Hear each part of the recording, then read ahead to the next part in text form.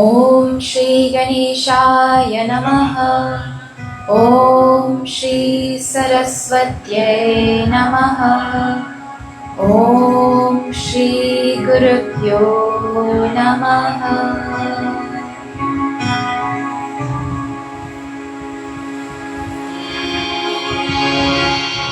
Om Parthaya Pratibodhitam Bhagavata Narayana Swayam Vyasena Gratitam Purana Munina Madhye Mahabharatam Advaitamritavarshini Bhagavatim Ashtadashadyayini Abhatvamanusandadhami Bhagavad-gite Bhavatveshini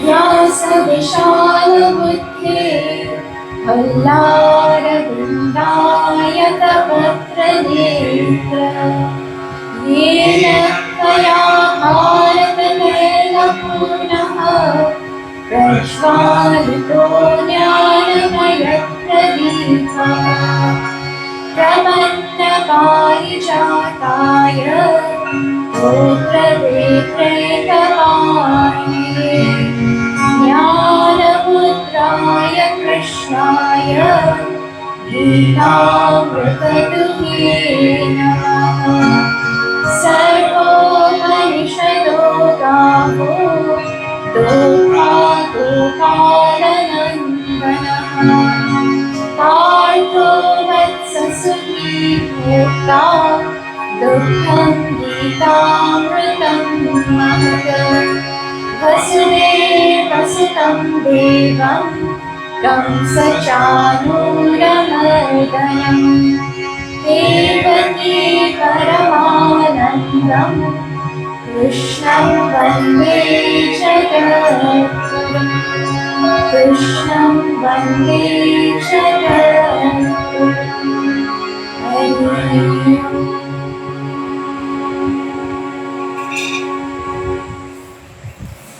Hari Om everyone, and a very warm welcome to all of you. Thank you all for the lovely reception and by our MCs as well. As they had mentioned, Chinmaya Mission Guyana is conducting a 108 night Bhagavad Gita Yajna at 108 different mandirs. And we have now reached Bhagavad Gita chapter 16. We will be starting chapter 16 today. There are 18 chapters, so we're coming close to the end now. What is going on? Let me tell you where we are in the Gita, and then I will tell you what chapter 16 is all about. Bhagavad Gita is a conversation between Bhagavan Sri Krishna and Arjuna, with the hopes of inspiring Arjuna to get up and do his duty. But not just to get up and do his duty, but to really understand life. So Bhagavan Sri Krishna takes the opportunity in the first 6 chapters to teach Arjuna how to do his actions in such a way that it takes him to happiness or to Bhagavan. In the next 6 chapters, the focus is Bhakti Yoga, how we can use our emotions to reach Bhagavan. And in the last 6 chapters, the focus is on Jnana Yoga or knowledge, meaning how is it that I can come to understand that really speaking, there is no difference between me and God. In Sanatana Dharma, this is one of the unique things that you don't find in other traditions. That God is there and I am here and I have to always be separate from God. In Sanatana Dharma, we have to come to understand how really speaking, there is no difference between me and Bhagavan. Just like there is no difference between the drop of water and the ocean. They look different. The ocean is a tiny little thing, and the drop of water is a tiny little thing, and the ocean is infinite. But really speaking, they're both made of the same exact thing. So in the same way, We are small jivas, but really speaking, we're just amshas of that Ishvara. There's absolutely no difference between us fundamentally. So this is what is being talked about in this last section of the last 6 chapters of Bhagavad Gita. Now, in chapter 16, in chapter 15, what just happened yesterday, Swami Prakashanandaji was explaining the last few verses. Bhagavan Shri Krishna tells Arjuna in the last verse there that I have taught you everything that has to be taught. I have told you everything that has to be told about this supreme knowledge and understanding the oneness between me and Bhagavan. Well then, what is there to be said again? Really speaking, that is where the teaching ends. But still we have 3 more chapters in the Bhagavad Gita. And chapter 16 starts without any question from Arjuna. Bhagavan Shri Krishna just starts to speak.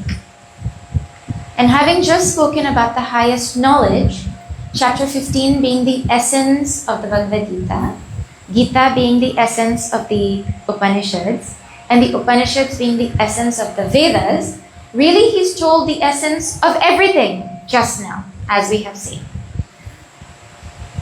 But now comes a chapter called Devasura Sampat Vibhaga Yoga, where Bhagavan speaks about values and vices. And one would wonder, after speaking about the most esoteric knowledge, about how when one comes to know Bhagavan, really one becomes one with him, what is there need anymore to talk about values we will see like fearlessness and purity of mind and honesty and all of that? Well, the question here is, everyone here has heard Chidananda Rupaha, Shivoham, Shivoham. Everybody has heard it and everybody sings it. That my nature is not different from Shiva. My nature is auspiciousness. My nature is existence. There is no difference between me and Bhagavan. And Bhagavan is everywhere and Bhagavan is everything. But when you look out into the world, do you see Bhagavan? When you see the power of the sun, do you say that is Bhagavan's power? When you see the power of the moon nourishing the plants, do we say that is Bhagavan? When we see the trees and the plants growing, do we look at it and say that is Bhagavan? We don't actually feel that. We may say it, but that is not actually our experience. I don't feel like you and I are the same right now. Right? So, to allow the knowledge that there is no difference between me and God to take root in my life, actually these values are what is required in our personality. It is what allows us to prepare our mind to come to see the world for what it really is, to come to see ourselves for who we really are. When people hear, oh, values, that's for children. But it is values that make our mind ready to grasp the knowledge that is taught in the Upanishads. The highest knowledge requires our minds to be prepared by values. Right? If our mind is not made ready, actually here, let me ask, how many people here can say that they are 100% honest 100% of the time? How many people here can say you're 100% compassionate 100% of the time? Or you are 100% fearless 100% of the time? Not a single person can admit to having the values 100%. That is proof that we need to think about the values over and over and over again. Because when we were 2 and 3 years old, our parents would have taught us, don't lie. But we still lie. 30, 40, 50, 60, 70, 80 years later, we're still lying. Which means that these are things we have to go on thinking about. And when we really see the importance of it, then we start to value it more. Actually, without our mind being prepared with values, when we get knowledge from our scriptures, it is tantamount to taking the most precious seed that you can find. You know, nowadays, authentic seeds are becoming precious. You can only get GMO seeds. You can only get seeds that are modified. So the seeds that our grandparents would have planted and grown, it's not so easy to get them anymore, at least in other countries. Here it might be easier, right? But it's like getting a very precious seed and taking that seed and going and planting it in the Pomeroon River and hoping that you will get a plant. Not possible. That Pomeroon River is like our mind. I mean, the mind is restless, and the mind is deep with desires, and the mind is not trained and ready to receive the knowledge so it can take root and bring the fruits of its benefit to our life. This is why we study values, so we can master our mind with the purpose of gaining knowledge and infinite happiness. Okay? So, Bhagavan Sri Krishna does not wait for Arjuna to ask him a question. He himself starts to talk about these values now because of how important they are. So if Bhagavan Sri Krishna himself finds these values important, well then, we should take them as super important for ourselves. And the test to know, the other test to know if I need to practice these values in my life and I need to think about these values in my life, the test is my life filled with sorrow right now? If there is sorrow in my life, it means that there is space for values to be developed. And we will see why. This is something to keep in mind. Now we will see in this chapter, it starts with 26 values. And the 26 values, we studied over 3 weeks of summer camp last year. And we barely got through them. So now you can imagine how much there is to say about each of them. We will barely touch the surface of thinking about them tonight. But let us chant now. This will be 16.1. Shri Bhagavan Uvacha. I'll chant Shri Krishna Sharanam Mama, and then you'll all repeat, and then I'll chant the verse. Our MC told so nicely the power of bhajans. Chanting together like this, it brings you all know it brings great power, right?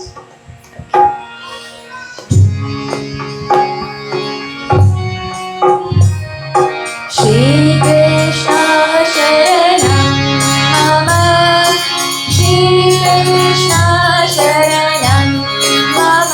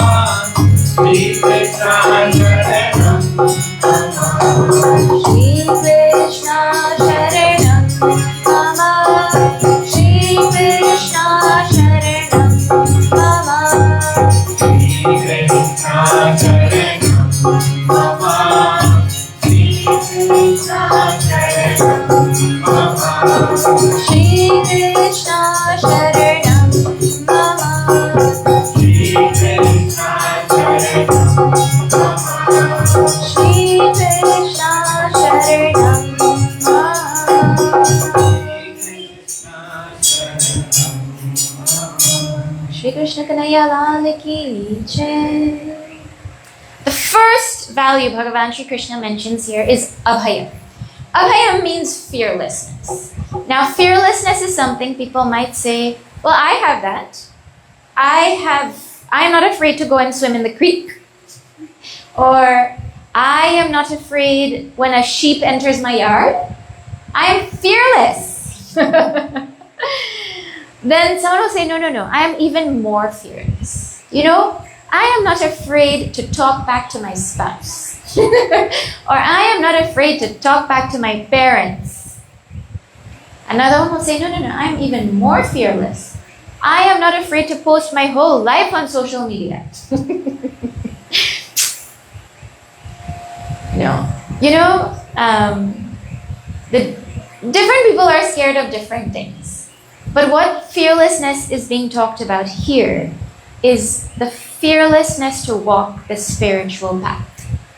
It requires a tremendous amount of fearlessness to walk the spiritual path. In Toronto, a year or two ago, a group of families decided to do the Janeo ceremony of their children. So about 5 kids at the same time did their Janeo ceremony. And leading up to the ceremony, they were thinking about all the things that had to be done. And one of the things was they have to shave their head and leave the little jerky, right? So, a big discussion happened. What will happen if they go to school with a jerky in Canada? Should they leave it? Should they not? But it's part of the tradition. It's so significant. Anyways, the end of that conversation was the children themselves decided that they were going to keep it because they happened to be cool kids. So they knew how to respond to people if they said anything to them in school. Right? But it takes fearlessness to do something as small as that also. Right? It is so interesting. I found out even in Guyana, where there is over 30% Hindus, people who have little children who get their Janeo done and they go to school, their friends laugh at them. But it takes fearlessness to stand up and say, no, I know why I did this, isn't it? Right? So fearlessness is required when it comes to walking the path of dharma, when it comes to walking the path of goodness, when it comes to walking the path of bhakti and knowledge. And the fearlessness comes from knowing dharmo rakshati rakshitaha. Dharma protects the one that protects dharma. That is a rule, a law in the universe. Like, it is not possible for someone to defy the law of gravity. You can't wake up in the morning and say, I feel like flying today. I don't feel like walking. It doesn't matter what you feel like. The law of gravity is not going to allow you to float or fly or anything. You have to walk because that's the law of gravity. In the same exact way, this is a law of the universe that is infallible. That one who protects dharma, they are guaranteed to be protected by dharma. So this is how fearlessness comes, when we know I'm doing the right thing.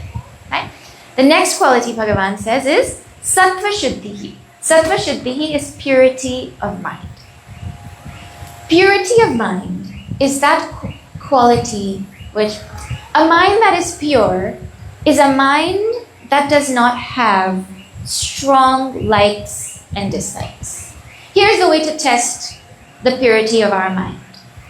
If somebody brings you a cup of coffee and it is a little too strong, or a little too weak, or a little too cold, or a little too milky, and you say, I can't drink this. This coffee I don't like this coffee. And you say it with vehemence, whether out loud or in your mind. That shows a strong raga dvesha, strong likes and dislikes. Right? Or certain people are there, they cannot sleep if they don't have the perfect pillow. Have you met people like that? I didn't sleep well because my brother took my pillow. Go on. Raga and dvesha. And the language that people use also is, I hate Karela. I love pizza. That kind of strong likes and dislikes, what it does is when we get what we like, or if we don't get what we like, or if we get what we don't like, it brings agitation to the mind. And any kind of agitation to the mind is an impurity of the mind. So this is one way to see purity of mind. And when we do, actually, if you try this, from today you stop using the words I love and I hate with reference to things and people and food. A complete transformation will happen in the mind. Right? But when we do our duty, these likes and dislikes get stronger and our mind becomes more pure. And you know, this agitation of the mind, restlessness and wandering of the mind, has it become better or worse in the past 30 years? Does the mind wander more or less now as compared to 30 years ago? An average person's mind, what do you think?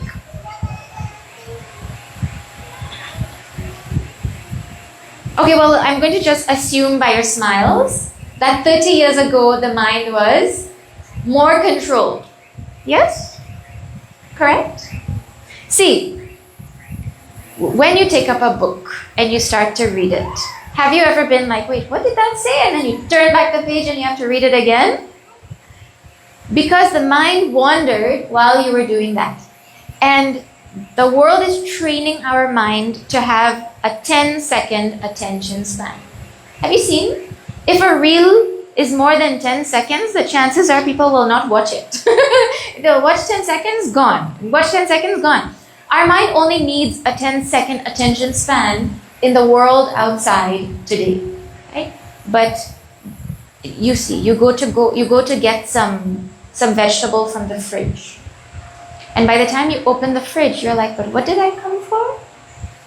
Mind is wandered and forgotten, and that kind of agitation and wandering, Bhagavan says, is not a good quality. Right? So we try to bring purity of mind by doing our duty, and chanting also brings great purity of mind. It has a power to reduce the agitations of the mind. Okay, Jnana Yoga Vyavastitihi, steadfastness in spiritual knowledge. Spiritual knowledge that we get from the Shastras through a guru, the understanding and the practice as well. Because it is one thing to hear knowledge, but it is another thing to practice it and to try to bring it into our lives. So both of that, the knowledge and the practice of spiritual knowledge from a guru. Dhanam. Dhanam is terribly translated as charity. The word dhanam in Sanskrit, if you see the translation, people will translate as charity. Actually, that doesn't do justice to what dhanam really means. In fact, maybe you all can change the name of charity to dhanam. Dhanam is a sentiment of expressing gratitude. I feel like the universe or Bhagavan has given me so much that helplessly I want to share and I want to give back. When I understand all the things that I have been given, the natural response to that is I want to give in return. Right? And it doesn't have to be only money. People give time, money, knowledge, vegetables, anything that you find valuable, that you have, you share with others, and that is out of gratitude, and that is called dana. You know, in Guyana, you can plant anything at any time. Right? You just take a seed and you put it in the ground and then it will start to grow. But in Canada, there's something called a growing season because it is cold for like so many months of the year. And then there's only 3 months where plants can grow, tropical plants can grow. So people plan out when they're going to plant and everything. And as soon as the weather gets warm, you see everybody go to the plant store and they buy seeds and little seedlings and they come and they put them and they grow. And in the beginning, everyone is very excited and they'll get one zucchini, you know, and then they'll eat that and then they'll get a second zucchini and they'll take a picture and they'll put it on Instagram. And then by the time 4 or 5 weeks goes by, I mean, you know, those vine plants, they start to bear like crazy. Okay? So there's something called zucchini day. People literally, in the summertime, take their zucchinis that they're sick of eating now, and they go and drop it at their neighbors' yards. Will you call that danam?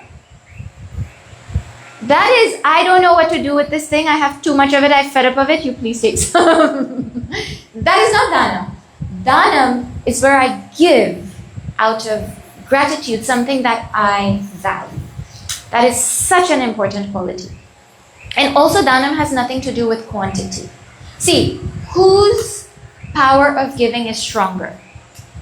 A person who has $1 million and gives them under 10,000, or a child who has 1,000 and gives them under 500. Whose power of giving is stronger? The child. Means in that scenario, the person who gave the 500 having 1,000 gave with greater power than the person who gave 10,000 having 1 million. It has nothing to do with the quantity. It has everything to do with the attitude that we have when we are giving. Danam is such a wonderful quality to practice. And you all live in danam, so this is your quality. Okay, next one is damaha. Damaha means mastery over our senses. Our senses are our sense of sight, taste, smell, hearing, and touch. Okay? Well, have you heard your mind say, only 3 more shorts? 1, 2, 3. And then you watch a 4th one, and a 5th one, and a 20th one. Okay? Only 1 more minute. But that changes because of lack of damaha, or sense control. The senses are so strong, they say, no mind, you're getting happiness, just stay here and enjoy it. Like that. Or, this is going to be my last mithai for the week. My last mithai. And then the next day someone tells you today's mithai is so good. Well, last mithai promise gone. Because the senses are so strong. Right?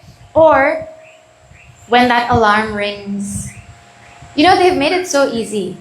If you don't press the right button on your phone to turn off your alarm, anything else that you press means it's going to snooze. I learned that. Okay? 1 more snooze. 1 more snooze. But the phone has a setting where it can snooze 3 times. And then it also has a setting where you can make multiple alarms. So you're at night you say, I'm going to wake up at 5 in the morning. And at 5 in the morning, that blanket feels nicer. And that fresh air feels nicer, or the AC, whichever one it is, right? And then your mind says, no, then your skin says, 2 more minutes. And then who wins? The skin or the mind that decided to wake up at 5? Sense control is when I tell my mind I'm going to do something. It doesn't matter what the senses like, what the senses want. There's no 1 more, there's no 5 more minutes, none of that. That is the power of sense control. You imagine how powerful your life could be if you tell your mind to do something and your mind listens to you right away without your senses saying, no. All health problems will be gone. Of course, most health problems are associated with lack of control of sugar, lack of control of fried food, isn't it? If you could control it, so many problems will be gone. Way back in the 2nd chapter, Bhagavan Shri Krishna described we should become like the turtle. You know when you go near the turtle and he thinks there's danger, he withdraws his limbs? That's it. When you see, Netflix waving at you and saying, one more episode, you withdraw your senses like a turtle. That's what we're supposed to do. Next one is yajna. Yajna literally means havan. But here Bhagavan is talking about worship of Bhagavan. Meaning, dedicating all our work to the Lord. Whatever it is I do, I dedicate it to Bhagavan. Whether it means in the morning I say, Bhagavan, whatever I'm going to do for you. And then at night, I forget about him all day. And then at night again, I come and say, Bhagavan, whatever I did it for you. Meaning for the benefit of this society, for the benefit of the world, knowing that I'm doing my duty. Then Svadhyaya. Svadhyaya is the study of scriptures. Means something that you hear in satsang. You go home and you go on thinking about it. And then you study slowly different things that our scriptures are telling. Like these values, every day you think about one, for example, right? And it is, Svadhyaya means you're going to reflect on something that you've already learned. Now, that means that, see, we don't belong to Sunday religion. Meaning you come to Mandir once a week and you make a bargain with God. Okay, God, I came today, so I'm good, I'm free for the next 6 days. We don't belong to that kind of religion. Right? We also don't belong to a birthday religion. You know what is a birthday religion? Bhagavan, I will see you on my birthday or your birthday. All other days we're free. Hanuman Jayanti, Ram Navami. Man, why did you two avatars so close together? 2 times we have to go to Mandir right next to each other. And then if your birthday comes in the middle, then you're like, well, my birthday is more important. or whatever. That is not our tradition. Our tradition is one where every single day we're supposed to be immersed in satsang. Means in these ideas of the scriptures. So Svadhyaya is something that we're supposed to do every single day, where we think about some idea from a shastra, wherever we are. You don't have to be physically in a mandir, at home also, but going on thinking about these ideas. Tapa. Tapaha is the next one. Tapas, it comes from the root tap, which means to burn. So when you do something that feels really difficult, that is like an inner burning. You know when people go to the gym and they do extra workouts? I mean, gym is only now getting popular, right? But people go and then they try to build muscles and then it hurts. And then that burn is what makes them get more muscles. Right?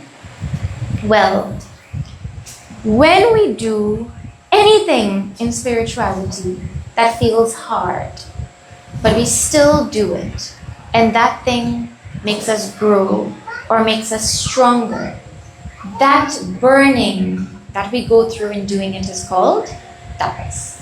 For example, I sit here to do japa. Whose body wants to sit without moving? Nobody.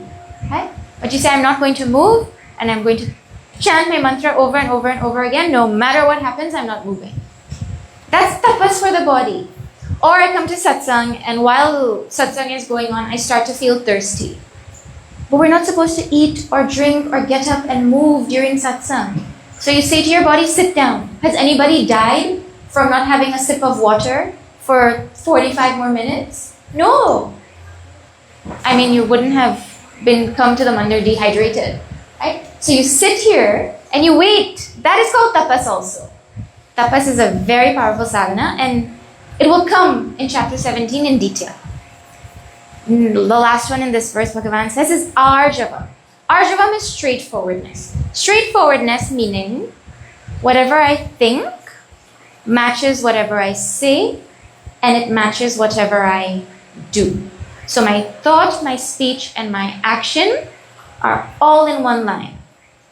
Well, it is extremely difficult to have straightforwardness when we don't have noble thoughts. And the test of this is here. Imagine right now, suddenly something happened in the universe and every single person's thoughts could be heard by every single other person. So when you come to speak to somebody, they don't only hear what you say, they also hear what you think. Would you be ashamed or would you be like, it doesn't matter? Well, most people will think, I better change my thoughts quickly. Because if they can hear them, I don't want them to hear these thoughts. Right? Or you come to the mandir and some auntie tells you, can you please go and sweep the yard? And you smile, a big smile, and you say, yes, I will do it. And inside your mind you're saying, really? They give me to sweep the yard? And they want to dress Bhagavan? So your words are saying something, and your mind is saying something else. That is not called straightforwardness. Straightforwardness is where your thoughts match your words, and your words match your actions. Straightforwardness. Okay, let us chant the next verse.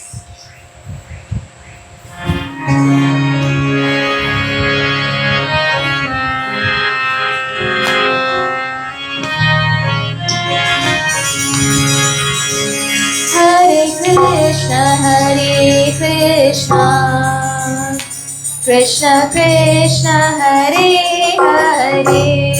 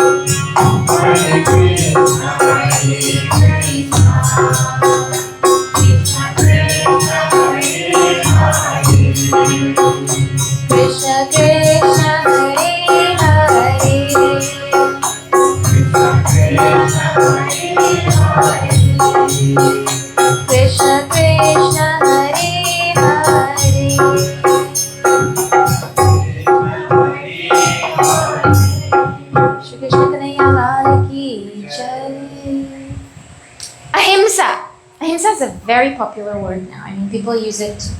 English dictionary also. I think a lot of people who speak English use the word ahimsa. Ahimsa means non-violence. It means not causing pain to any being. Sorry, not wanting to cause pain to any being. Now imagine a child comes to satsang and hears. Ahimsa means not wanting to cause pain to any being. Then they go home, and the next day their mom makes karela, and they don't like karela. And they turn to their mom and they say, Mom, that is himsa, because you're causing pain to me by giving me karela. How does that sound? Correct logic or wrong logic? Mom will say, I want to cause pain to you. Growing pain. Ahimsa is about the attitude of not causing pain. When a surgeon takes a knife, Gurudev Swami Chinmayananda gives this example. When a surgeon takes a knife and cuts open somebody's part of their body. Is that called violence? No. But if somebody takes that knife, that same knife, and meets you on the road and points it at you, well, that is called violence. So it is not about the act. It is about the attitude behind the action. Okay? Ahimsa means our thought, our words, and deeds should have no intention to cause pain to any other being in this universe. Right? Means that feeling of sarve bhavantu sukhinaha, may all be happy, may all be free from pain and disease, like that. That is ahimsa. Then satyam. Satyam is truthfulness. And it means to speak things exactly as they are, as we know it. And this is not, satyam is not, truthfulness is not only about our words. Right? For example, at the end of a family puja, after Panditji has gone home, now the parents ask the children, so what kind of puja did Panditji do?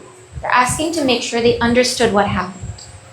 Well, that child goes to school the next day and meets Panditji's child and says, do you know what my parents asked? What kind of puja did Panditji do? Are the words the same? Yes. The literal words are, what kind of puja did Panditji do? But is the question coming out truthfully? No. Because the tone makes a difference in the way that the question is being posed.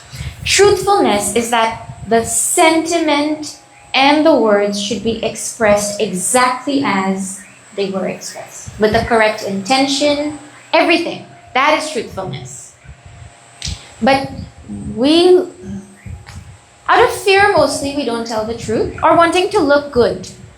I don't want to be thought of as like your sister's child's birthday is coming up.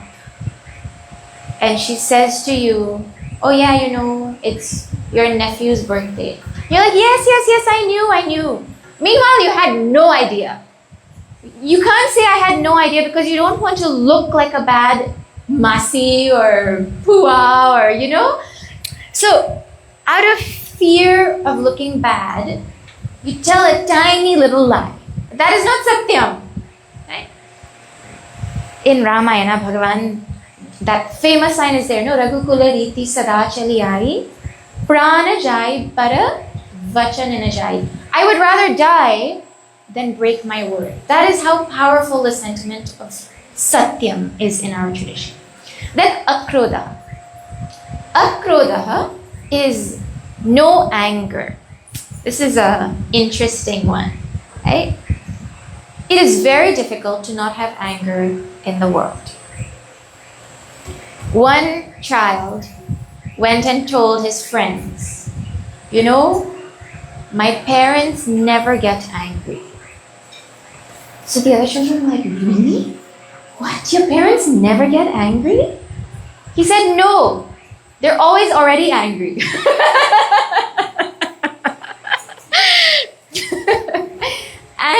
Anger. Anger comes, Bhagavan said, and all the way back in chapter 12, in chapter 2, he explained, when we have a desire that is not fulfilled, that desire changes into anger. So really speaking, when you get angry, you can never say, this person made me angry. Because Bhagavan is saying the thing that makes you angry is the desire that you had that didn't get fulfilled.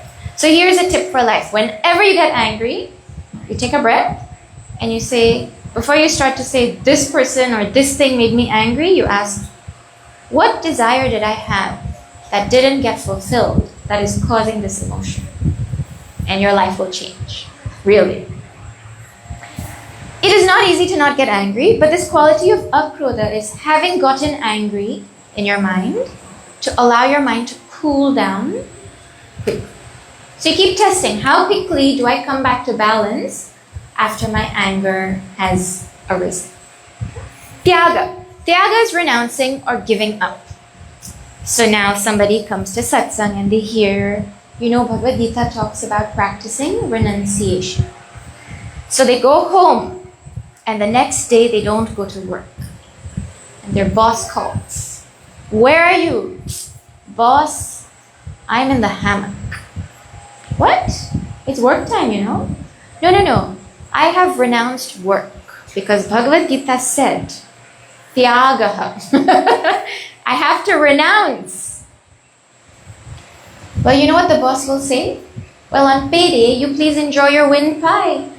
Because Tyaga means giving up the lower for the higher. Renouncing that which is negative for that which is positive.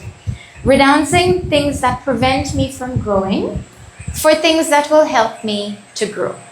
Renouncing things that are adharmic for things that are dharmic. And honestly, you can only give up what is yours. Imagine someone comes and tells you, you know what? Today I have given up the Pomeroon River. What do you mean you've given up the Pomeroon River? You can't give up something that's not yours, right? So I have given up the position of presidency. You can only give up something that is yours. So keep thinking about renouncing the negative things that are yours. That means you cannot give up your children's or your spouse's negative habits. Through them. You know, people try to renounce negative things through the people. You have this bad habit. And I am going to make sure that this bad habit doesn't remain in you. It's for us. We have to renounce our own negativities. Then Shanti. Shanti is the next one. Peace. Peace meaning being peaceful no matter what. People can be peaceful when it is calm and quiet. But being peaceful even when things are not calm and quiet. And you know, if you don't have this quality of peace, no matter what you have, no matter how much money, no matter how much family, no matter how much anything, you cannot be happy. Correct or wrong? It doesn't matter what you have. If you don't have peace, you have nothing. And the opposite will also be true. If you have peace, it doesn't matter what you don't have. This quality of peace comes the more we practice all the other values. Apeshanam. Apeshanam is not gossiping. Gossip is to talk about people when they're not there, whether it is true or not. You know? There's this... Have you heard? If everybody goes to work, that day it will be very quiet. Why? Because there's nobody to talk about. Gossiping is talking about people behind their back. And it is a very negative quality. So we have to, since we love talking about people, we have to replace talking about the negative with talking about the positive. Okay? Then Daya Bhuteshu, compassion for all beings. Seeing the sorrow of somebody else, feeling the pain, and feeling that they should be happy instead of having the pain that they are having. Like everybody in Guyana should have compassion for people in Canada and US. You know why? Because the fruits and vegetables that they get have no taste. So you have compassion for them. You know, they go to the supermarket and they buy a Tetra Pak of what is called, written on the box, coconut water. And they drink it and they think, if you drink that, you will think it is poison compared to real coconut water. Compassion. That's just a joke, but having compassion for someone else is something that we can keep developing over the rest of our lives. And it's not just for people, but for animals and plants. When you go to pick bhaji, that plant is giving its life up for you. I mean, life survives on life. That's just the way the world works, right? But you pick it in such a way that you understand that it is giving up its life for me. So there's a feeling, a different feeling there when I go and I pick that thing. I understand its pain when I'm going to eat it. Okay, aloluptvam. Aloluptvam is not craving the sense objects in their presence. Meaning, You know this, everybody knows this experience. You go and you open the fridge to take out the vegetables that you're going to cook today. And before your hand touches the vegetables, it touches the remaining parsad from last night, and that goes in the mouth. Or a sip of sweet drink on the way to getting the vegetables, right? Or, you know, there are some people, they will go to the supermarket and as they're buying things, they'll pick up some chips. And before they reach the counter, they've opened the chips and started to eat it. Have you met people like that or seen people like that? Then they'll tell the cashier, just cash this also, nah? It wasn't theirs, but they were eating it. And then they're going to pay for it after. Right? Or, you know, some big satsang is going to happen and then there's 7 curry. And then you stand in line with your leaf. And by you've just gotten the dal and you've gotten the rice. You can't wait 30 seconds to get the rest of your food and you don't start to eat in line. That is called a lolupam, where there is no, you cannot prevent yourself from enjoying the sense objects when they appear in front of you. Forget, this is not only with food, eh? Your phone is there next to you when you're working or studying, and it beeps. Well, you cannot wait to finish your work to find out who messaged about what. And 99.99999% of the time, it is really not an important message. But that craving to know, oh, my ear has heard the sound, my hand just has to go and check it. Right? Okay. The mind has to say, wait, finish what you're doing. Like that. Okay. Mardavam. Mardavam means gentleness. Gentleness in our action and interaction with things. Have you seen people who come to the mandir and on their way in, they kick their slippers? Well, they slam the car door first. Then they walk in and one slipper gone here and one slipper is gone there. And then they reach the door and the door happens to be closed and then they kick that open too. And then they come in and their presence feels like you're on that boat on the Essequibo River, you know? Da-dum, da-dum, da-dum. Just their presence itself makes disturbant noise, like what is going on? Bhagavan is saying our personality has to have a gentleness. When we interact with things in the world, there has to be a gentleness. And these same people who come and kick open the door and throw their slippers everywhere and, you know, like, if they're picking up the harmonium, you feel like it's going to break. That same person, if they get a new phone and you tell them, pass it to me, they will not throw it from here to here. They will stand and they will walk to you and they will place it in your hand as if it is a newborn baby. So everyone has the capacity to have this quality of gentleness. When we remember that everything in this world is divine, automatically a gentleness will accompany everything that we do. Okay.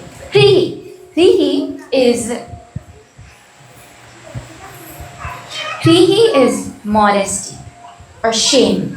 We should have the feeling of shame to do something wrong. You know, some people don't have shame in doing wrong things. Like, you go and you steal fruits from your neighbor's yard. And Aja is sitting there and he says, what are you doing? And you look at them and you roll your eyes at him and you pretend he's not there and you walk out. Well, that is not krihi, modesty. There's no shame in doing what is wrong. We're supposed to have shame in doing the wrong thing. We're not supposed to do. Or modesty in terms of what appropriate wear is in different cultures at different times. What you wear to come to the mandir. Modesty. Consideration is shown when we have modesty. Achapalam is fickleness of the mind. And this is what it looks like. You know, you sit outside in the yard and before, you might be sitting there for 10 minutes on the grass. And by the time you're done, everyone will know where you sat because there's a nice little heap of grass that you've pulled out while you were sitting over there. You made a nice little pile over there, a mountain of grass. Or people sit there and then they click their phone, click their pen. Or nowadays, phone also. Phone on, phone off, phone on, phone off. As if in the 1 minute, like magic is going to happen. You know? That is achapalam, fickleness, restlessness of the mind. Achapalam. Achapalam is not having that quality of fickleness. Okay. Then we chanted the next verse. Teja. Teja is brilliance or glow. Not the kind of glow you get when you go and buy lotion and put it on your face.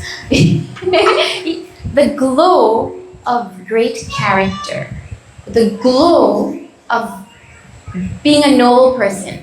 The glow of spirituality. You know what I'm talking about. The glow that comes in that kind of personality is what is being referred to. That is a great quality, and it gets developed the more we practice these values. There's nothing really that you personally do, it just gets developed on its own, that brilliance. Kshama. Kshama is forgiveness. Well, this is a really difficult one. You know, one husband did something wrong, as usual. I mean, husbands are always making mistakes, apparently, right? So the wife looked at him and he said, "You please forgive me." She said, "Okay." She was in a good mood. She said, "Okay, I'll forgive you." He said, "No, but I want you to forgive and forget." She said, "Okay, no problem. I'll forgive and forget." Well, for the next week, every single day, she reminded him about what he had done. And at the end of the week, he said, "But you said you're going to forgive and forget." She said, "Yes, I was going to forgive and forget, but I don't want you to forget."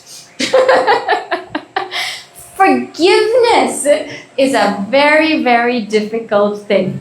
But you know, when we hold on to things and we don't forgive, that person is totally unaffected. Who's the person who's affected when we don't forgive? It is me. My mind is the one that is bothered and restless and agitated. Right? Forgiveness. Then dhriti. Dhriti is the capacity to hold on. Have you ever held a baby and had that baby grab your hair? If you're a girl, or if you're a guy, they'll grab your finger. Have you seen the grasp that little children have? Well, dhriti is that kind of grasp, but for doing things that are good, even when it's hard. You know, the thought comes to come to mandir every day between 1st of January and Hanuman Jayanti, for example. And then as the time goes, it gets harder and harder and harder to go every day because you have other things to do or whatever, right? Dhriti is that capacity to hold on to that promise you made to yourself, no matter how hard it is, and to keep going. It's the extra energy you find to keep going when something that you said you would do is hard to do, but you don't give up, right? Dhriti, holding on. And we're good at holding on. We hold on to the fact that we have to have tea when we wake up in the morning. Or teenagers, the way they hold on to their devices. Have you seen how they hold on to their phone? It's as if the battery of the phone is charging their life. And if they remove the phone, they will lose battery and die. We have the capacity to hold on. It's now just about moving that capacity to good things that will transform our life. Okay. Shaucham. Shaucham is purity, cleanliness, inside and outside. Oh man, I can't remember this dialogue. We were in Pomeroon Market a week and a half or two ago, and there was some man selling some stuff. And he was like, "You smell bad? You're gone mad." Or something. Have you all heard that guy? Smell sour, take a shower. Smell bad? Naridgal.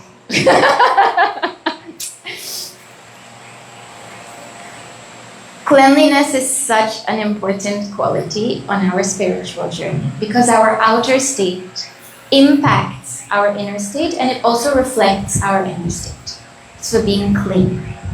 And adroha. Adroha is not being a betrayer or a traitor. Now, if somebody has a friend in school who goes and cheats on a test,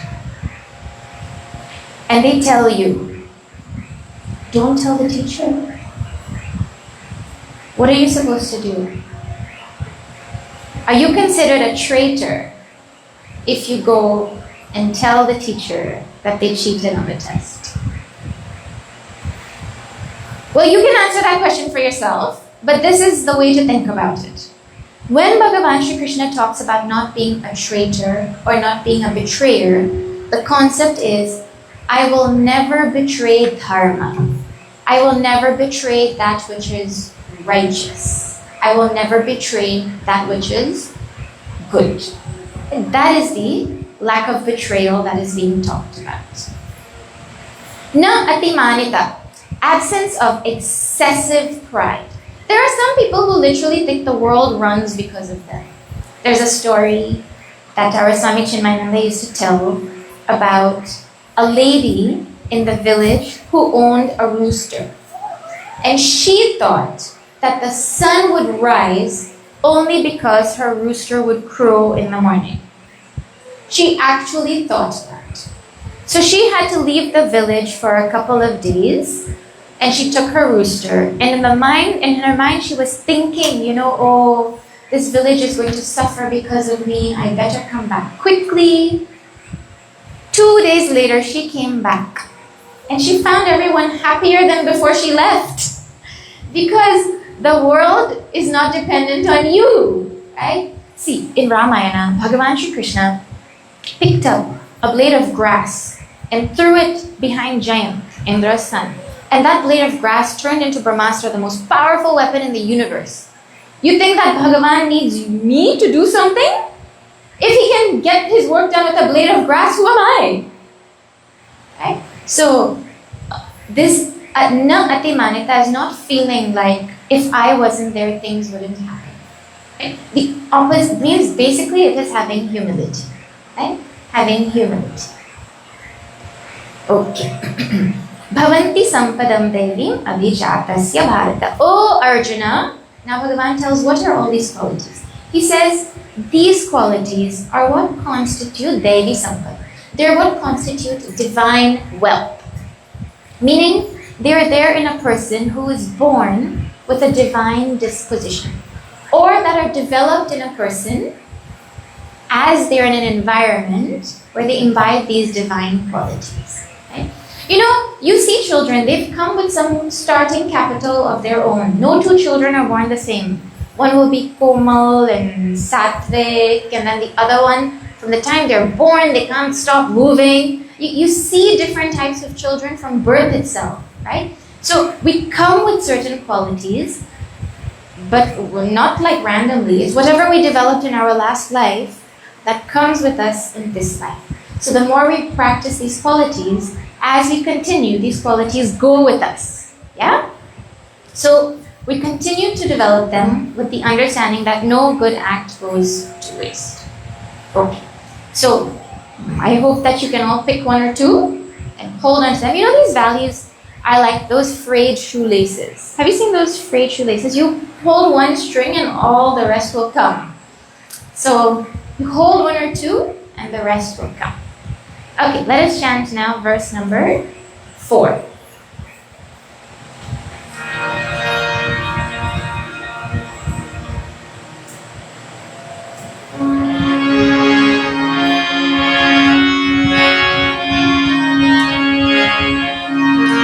Dambodar Bodhimanascha Krodha Parshyameva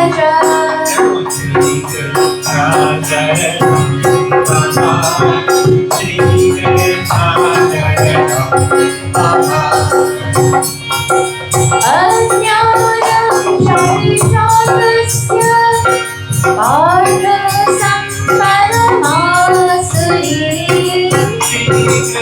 Krishna Charanam Mama Shri Krishna Charanam Mama Devi Sampati Bhoshaya Nivaya Surimata Krishna Charanam Mama Shri Krishna Charanam Mama Ashucha Sampadam Devi Adishvayosi Pandava Krishna Charanam Mama Shri Krishna Charanam Mama Shri Krishna Charanam Mama Shri Krishna Charanam Mama Shri Krishna Charanam Mama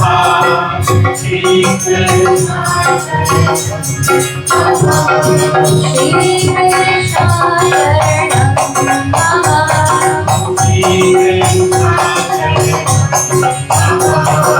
Shri Krishna Charanam Mama Shri Krishna Charanam Mama Shri Krishna Charanam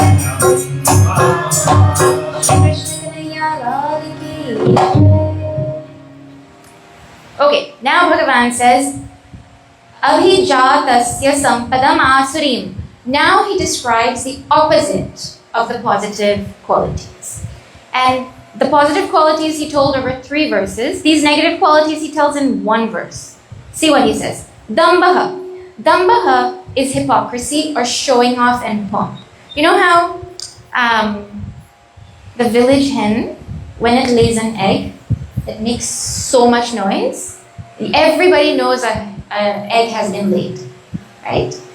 And then you have the turtle that goes and lays like hundreds of eggs quietly in the middle of the night with no sound. Well, Damba is being the village hen, where you do one little thing and everybody has to hear about it, right? Showing off knowledge, showing off money, showing off lifestyle, showing off whatever. That is Damba. Or showing pretending you're someone you're not. Like someone who pretends that they're a spiritual or a religious person, but really, outside they're doing those actions and in their mind they're thinking, how much money am I going to make? Right? So that is hypocrisy. And Bhagavan says that is a asuri quality. Then darpaha. Darpaha is a type of arrogance or pride where a person is ready to transgress all norms of propriety. They're ready to do any kind of transgression of dharma, of culture, of appropriateness. Duryodhana from the Mahabharata is the best example of this, what he did and how he did it. Then Abhiman, we saw this Abhiman as when we saw the opposite in the other qualities. Krodha. Krodha is anger, we saw that also. Parushyam is harshness of words. There was one video series a while ago, I don't know if you all saw it. This girl called Emanuela. And one auntie goes to her, a big auntie, and asks, Emanuela, am I fat? And she looks at her and she says, Auntie, in this village there are 5 fat people and you are 3 of them. You are That's a nice thing to say to somebody. Harshness comes in the words, you know? So, or people being sarcastic. Someone who's not so bright in school, because they're bright in other things, not in math and English. And you go to school and you call them, hey, smarty, what's up? I mean, that's not nice, right?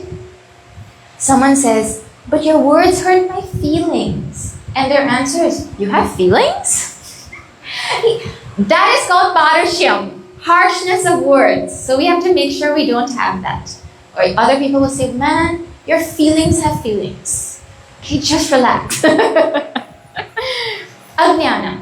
Ajnana is not knowing what is right or what is wrong. Ajnana is also thinking I'm limited. Ajnana is a whole range of things.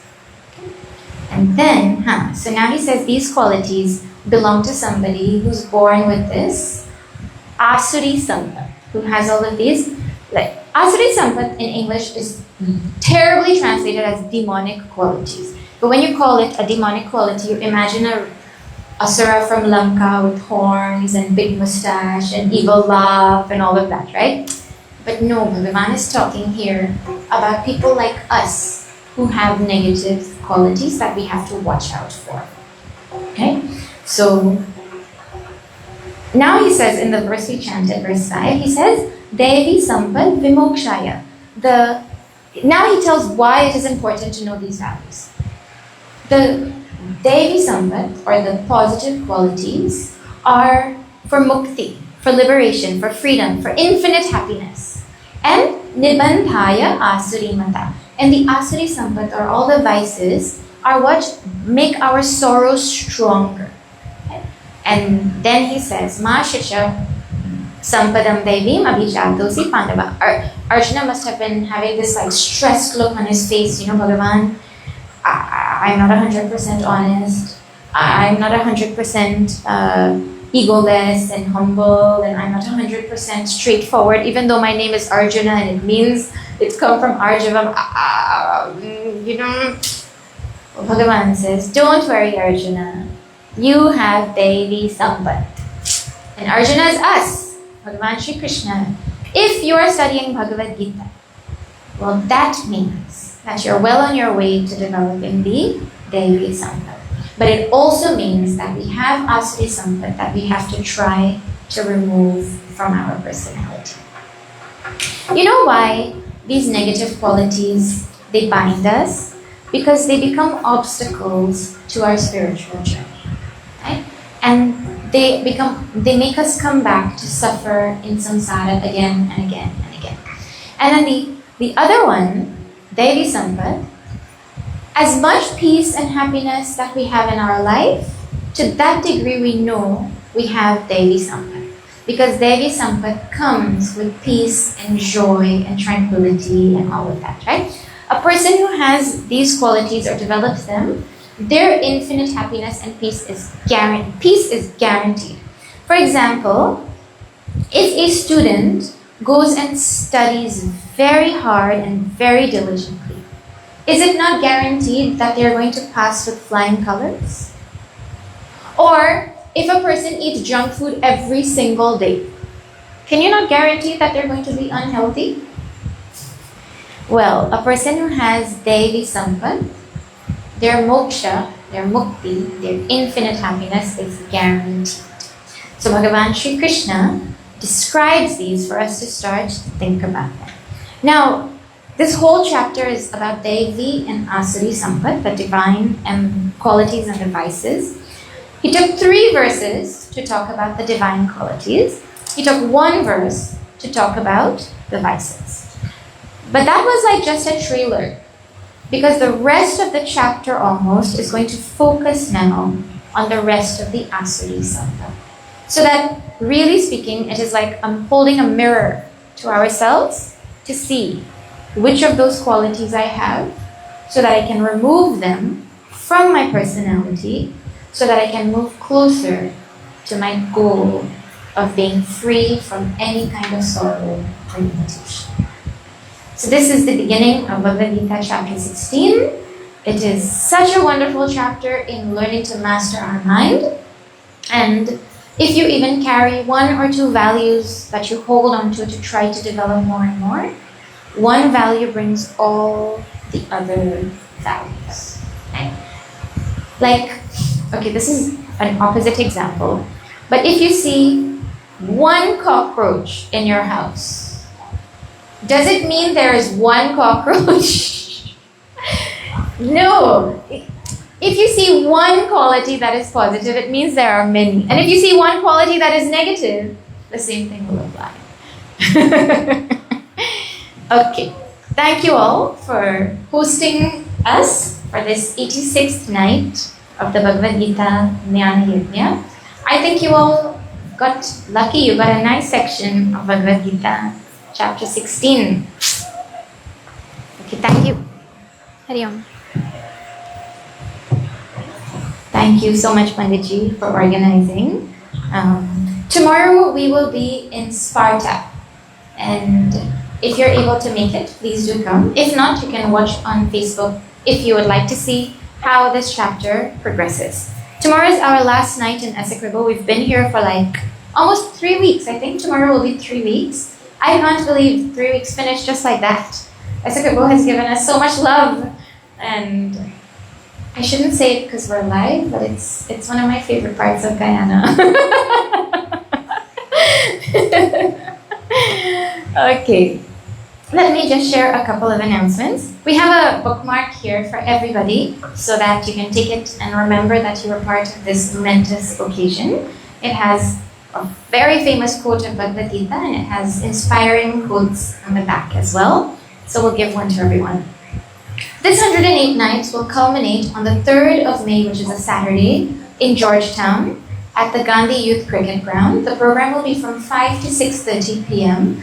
And we would love it if you could all come, or at least a few of you, so that we have someone, we have a few people from each mandir coming for this grand finale of this momentous first time ever event of 108 nights of Gita across the whole of Guyana.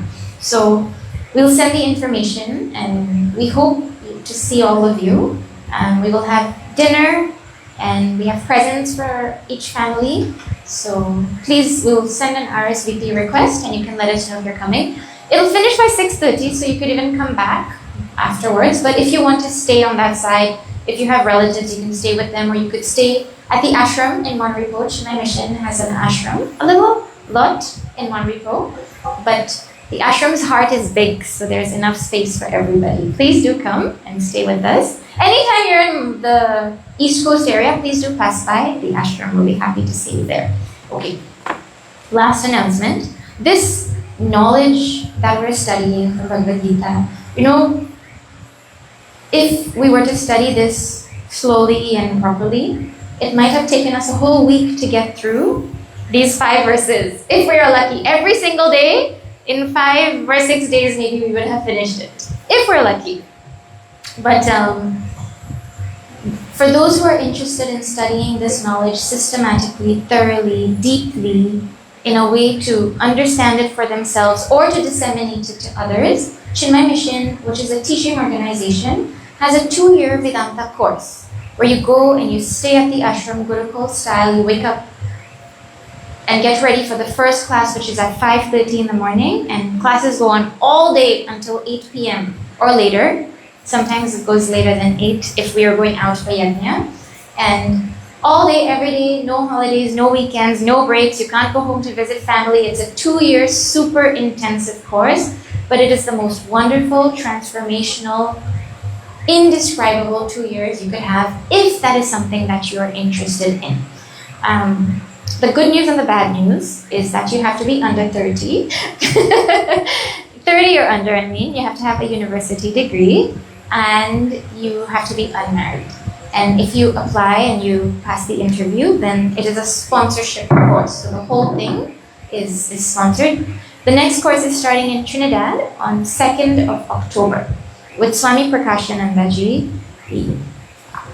In this part of the world, if anyone wants to study, that is the course to go to, and whoever goes to that course is really blessed, because Swamiji's clarity and Swamiji's love is indescribable for someone who wants to study this knowledge. Okay, we'll stand for Aarti, and then after Aarti, we'll have closing.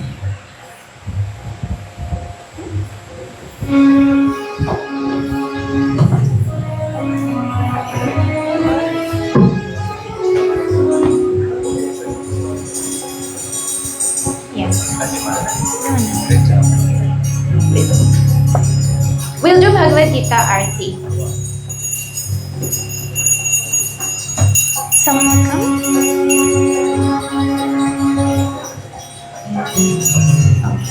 Sorry, I just realized it's 8:03. In Chinmay Mission, we start and end exactly on time. We've gone a couple minutes extra. Sorry for that.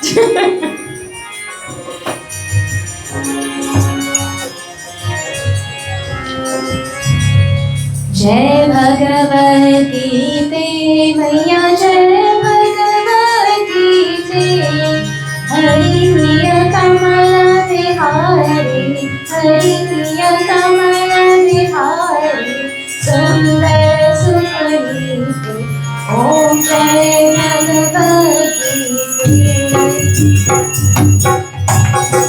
Karma Suvarma Prakashini Kama Sati Nara, Tatvajnana Vikasini Vidya Brahma Para, Nishchala Bhakti Virari, Nirmala Madhari,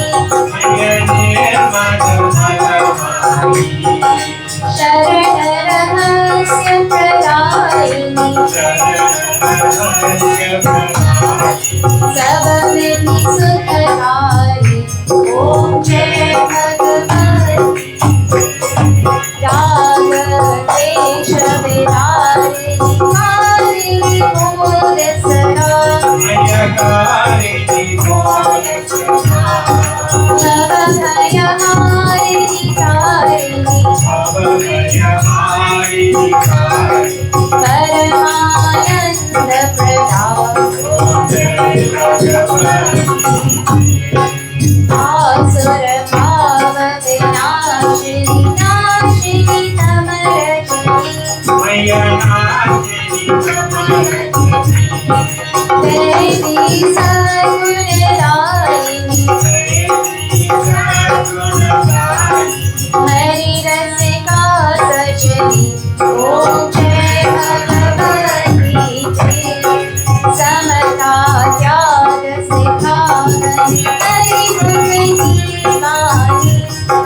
Hari Mukti Sakala Shastri Ki Swamini, Shruti Yogi Rani, Daya Sudhava Savai, Madhu Kripa Ki Jai, Hari Pada Preet Daan Apno Kar Lijai, Om Jai Bhagavad Gita, Jai Om Jai Bhagavad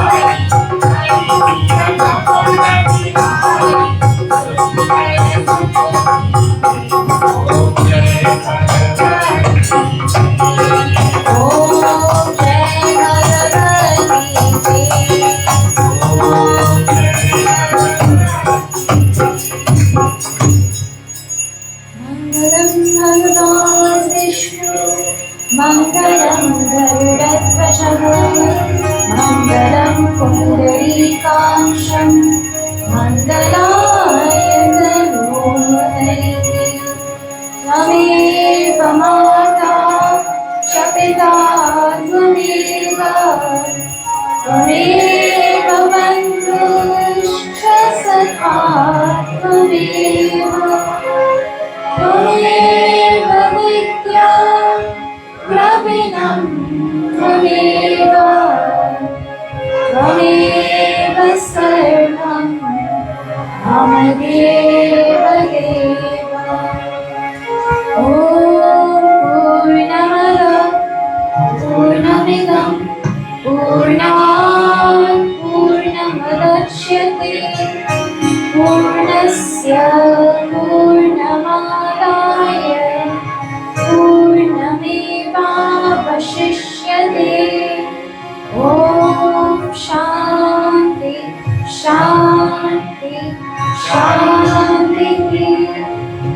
Hari Om Shri Gurubhyo Namaha. बोलिए वृंदावन बिहारी लाल की जय। श्री सत्य सनातन धर्म की जय।